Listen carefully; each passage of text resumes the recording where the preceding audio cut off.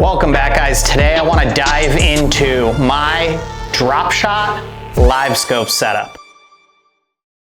We all know if you ain't scoping, you hoping. That's kind of the motto my boat fishes by.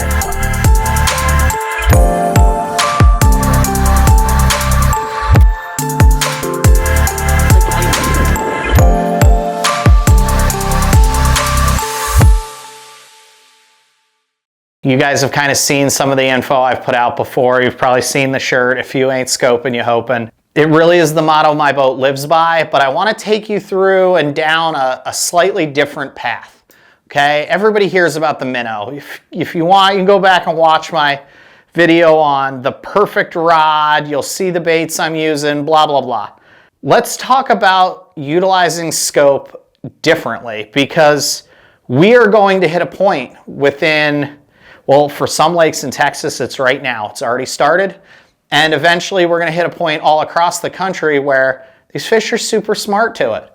We're not going to be able to fish the same 4 and 5 and 6 inch minnows that we're doing right now. Eventually we're going to teach them way too much. So that being said, what do I do to utilize a similar presentation with different gear to try to get more bites for those weary fish? And what I do is I love to throw a drop shot at them.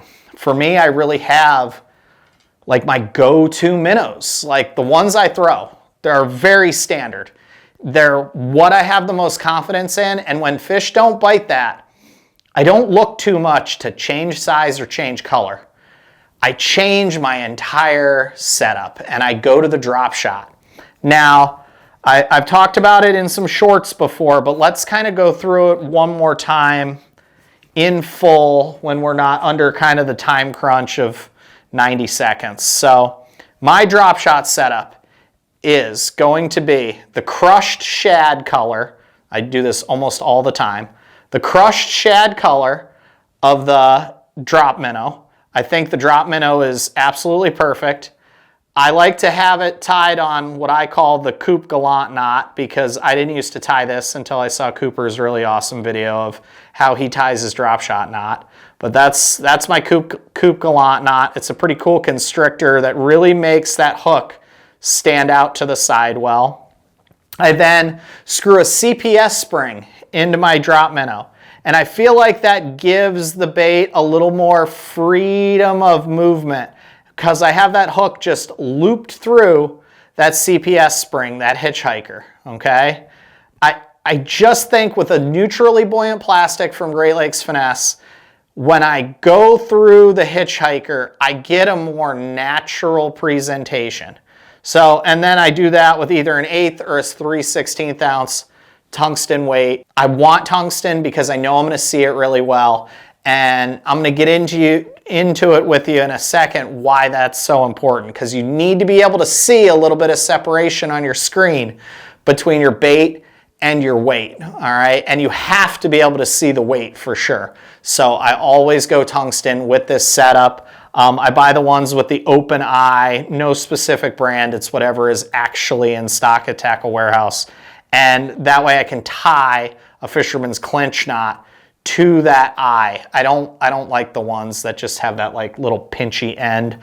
I'm just afraid I'm gonna lose fish when they jump. So that's the rig setup. Now, when am I utilizing this bait to the best of its ability? Okay, so what I'm seeing on the screen is I'm seeing fish come up to the bait, look at it, and go back in the direction that they came from, whether it's away from me, towards me, wherever they kind of came up from. If they 180 and go back, that's almost when I'm always going to go to the drop shot setup. Obviously, this hook is a little bit different than what I usually use, so I need a rod that acts a little different. This is not the same as my jighead minnow hook. So I need a different rod. So what I actually love, I got turned on to it this year when they came out with them, is the 7.4 medium light from GLF. This is their CX series of rods. There's 3 models. This is the smallest. It's the 7'4" ML. And honestly, it just has the perfect amount of tip flexion to kind of give to those fish to let them really like get the bait when they first kind of grab it. But it's crispy enough that it transmits energy all the way down to what kind of feels like a hollow handle. Now, I'm sure it's not like totally hollow in the handle, like right behind the reel seat, but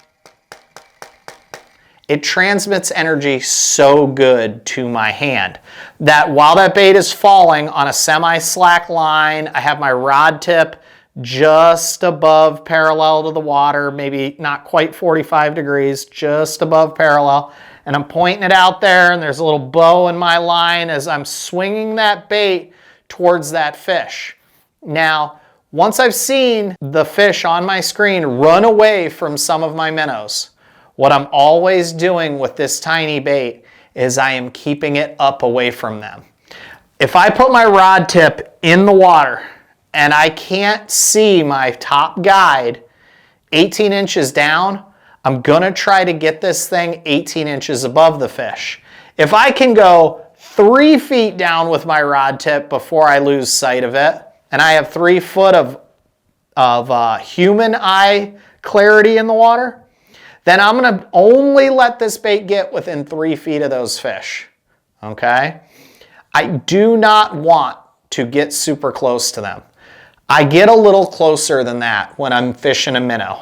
But with this small drop shot, once I know these fish are a little weary, I want to force them to come a little bit farther to eat it, all right? So it's the combination of that presentation distance and then my smaller, very natural bait that I think helps me get those bites. If you waited around and listened through this whole 5 or 6 minute spiel, that's the juice of it, all right? The presentation distance to the fish and that finesse bait. Those are the keys, pairing those two things together. Could I do this with a minnow? Yes. However, I think I can see this drop shot weight really stinking good on scope.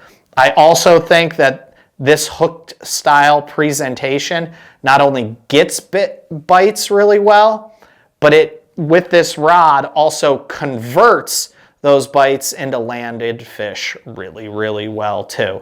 All right, so it's this entire approach, this entire system. I use the same line, the same 20-pound 12 carrier braid that I throw minnows with, that I basically throw everything except for like one technique on. I use this 20-pound 12 carrier braid. I use almost always a 6-pound leader with the drop shot, which is a little bit lighter than my minnow fish. I throw a lot of 10-pound whenever I'm minnowing. But this is the deal. From beginning to end, not one aspect is more important than the other. It's how they all work together. So don't be afraid to drop shot you up some minnow fish. It works. It's just different than what those suspended fish are seeing right now. So don't be afraid to kind of hover and stroll this setup off of the bottom. Drop shot does not have to be a truly bottom technique. So check it out. I appreciate you guys watching the whole video. I know it's a lot to kind of get through and a lot to digest. There's a lot of points that are important, but if you can understand the holistic approach of this, all of the aspects working together, you guys are going to catch you a few more. So we'll see you guys out on the water.